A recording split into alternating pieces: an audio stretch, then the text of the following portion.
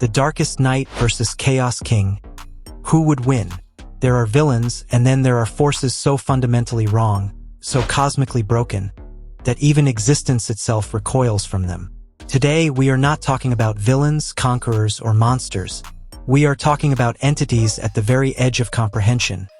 Two beings who looked at existence itself and decided it was a problem to solve. The Darkest Knight, the Chaos King. One is Batman transformed into the ultimate dark energy construct the DC multiverse has ever produced. The other is the Japanese god of primordial void, a being so absolute he once consumed an entire pantheon and nearly erased all of reality. These are not mere fighters. These are extinction events in humanoid form. The question is not who wins a fight, it is which extinction event is more final. The darkness of the Darkest Knight. To understand the Darkest Knight, you first must understand what he was. He began as Bruce Wayne, the Batman of Earth 52 in the Dark Multiverse, a version who refused to stop at human limits. Where the prime Batman held back, this Bruce Wayne crossed every line. He exposed himself to the Mobius chair, absorbed the Joker toxin at cosmic scale, and peered into the heart of the Dark Multiverse, confronting the truths of the anti-god Perpetua and what lies beneath all creation. Rather than break, he absorbed it. He became the Batman who laughs. A mind of absolute dark genius fused with Joker-level chaos and zero restraint. But then he ascended. During Dark Knight's death metal, he absorbed the connective tissue of the multiverse and the energy of a last 52 sun. The dying energy of an entire multiverse compressed through his body. He shed the Batman who laughs title and became something entirely new, the Darkest Knight. In that moment, he became arguably the most powerful being in DC history with a human face. He could unmake matter, overwrite reality, and corrupt divine beings with a touch. He even warred directly with Wonder Woman after she absorbed the power of the hands, the cosmic architects of the DC multiverse, pushing her to her absolute limits. What makes him uniquely terrifying is not just raw power, but intelligence. The Batman who laughs is the most brilliant, unpredictable strategist in the Dark Multiverse, planning 17 steps ahead and accounting for every variable. As the Darkest Knight, that genius amplified with godhood. He does not fight with strength alone. He fights with inevitability. That is the deadliest weapon of all. The cosmic void of Chaos King. Now consider Amatsu-Mikaboshi, the Chaos King. Even a being as catastrophic as the Darkest Knight must approach this with the utmost seriousness. Mikaboshi is no traditional villain.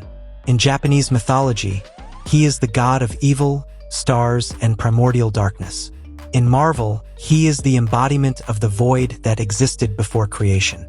Before the universe, before gods, before time itself, Mikaboshi was there, being nothingness. He is not born from chaos. He is chaos itself, the original state of non-existence given will and hunger. His power is staggering. He controls dark and void energy on a scale beyond most cosmic entities. He absorbs gods, enslaves divine beings, shapeshifts into incomprehensible forms, and exists across multiple planes simultaneously. He is not truly alive, which means attacks that harm living or divine beings are largely ineffective. You cannot destroy what was never built. During Chaos War, Mikaboshi rampaged across the Marvel cosmos, defeating Skrull gods, Hawaiian deities, and overpowered the Council of Godheads, including the mightiest of all Marvel deities. He absorbed Adam, the God-Eater, and portions of the dreaming Celestial's power. He threatened to unmake reality itself. He was stopped not by being overpowered, but cast back into the void by a temporarily omnipotent Hercules. You do not kill nothing. You merely postpone it. The battle in the null zone. Now, imagine these two in the same space. A null zone outside DC or Marvel, where the rules are defined only by what each brings. The Darkest Knight arrives first, distorting reality with dark energy that twists the void into fractal patterns of the Dark Multiverse.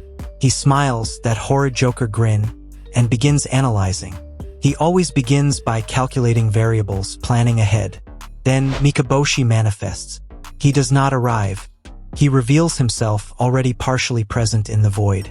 His eyes are windows into a universe that never existed. He does not analyze. He erases. The darkest night strikes first with corrupting tendrils of dark multiverse energy, capable of twisting even divine DC heroes. Against most, this would be the end. But Mikaboshi is not most. The corruption finds nothing to hold. No psyche, no light, no fear. The tendrils are absorbed, his form swelling slightly. The darkest night recalibrates, switching to raw reality manipulation, folding the null zone around Mikaboshi. Mikaboshi tears through it effortlessly. Physical law has no authority over a being predating it. He retaliates with a wave of void energy, unmaking atoms around the darkest night. Astonishingly, the darkest night absorbs it, converting annihilation into fuel, his form expanding, corruption aura intensifying. He laughs, a sound like 17 dimensions collapsing. The scale gap, but here is the turning point. Mikaboshi has been holding back. The darkest night absorbed only a fraction of his output. When Mikaboshi commits, he becomes the void itself. Non-existence floods the null space. This is not something to absorb, corrupt, or outthink. The darkest night's dark energy, potent as it is still something. Something cannot outlast nothing. The darkest night strikes with all his power. Last 52 sun energy, multiversal dark matter, corrupting will. He carves damage into Mikaboshi, forcing him to re-individualize from principle to avatar form. But even in avatar form, Mikaboshi is a being who consumed the dreaming celestials and threatened multiversal erasure. The darkest night's peak is multiverse threatening. Mikaboshi's peak is reality ending at a conceptual level. The darkest night finds no corruption vector that sticks, no strategy that bypasses the void's fundamental nature. Intelligence requires something to manipulate. Mikaboshi has none. He is a force eternal, absolute, beyond strategy. The verdict. In the end, the null space goes truly dark. Not the darkness of the dark multiverse, but the void dark, nothing dark. The darkest night, despite his genius, his godhood, his horrifying power, is consumed. Not defeated, not overpowered, consumed. The verdict is clear. The darkest night is among DC's most terrifying beings. Against almost any other opponent, he wins. His combination of genius and multiversal dark energy makes him nearly unstoppable. But Amatsu-Mikaboshi, the Chaos King, exists at a conceptual level the darkest night cannot counter. He is not merely powerful.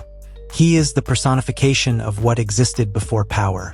The void was here before the darkness, and it will endure long after every dark night has burned out. Winner, Chaos King, Amatsu-Mikaboshi.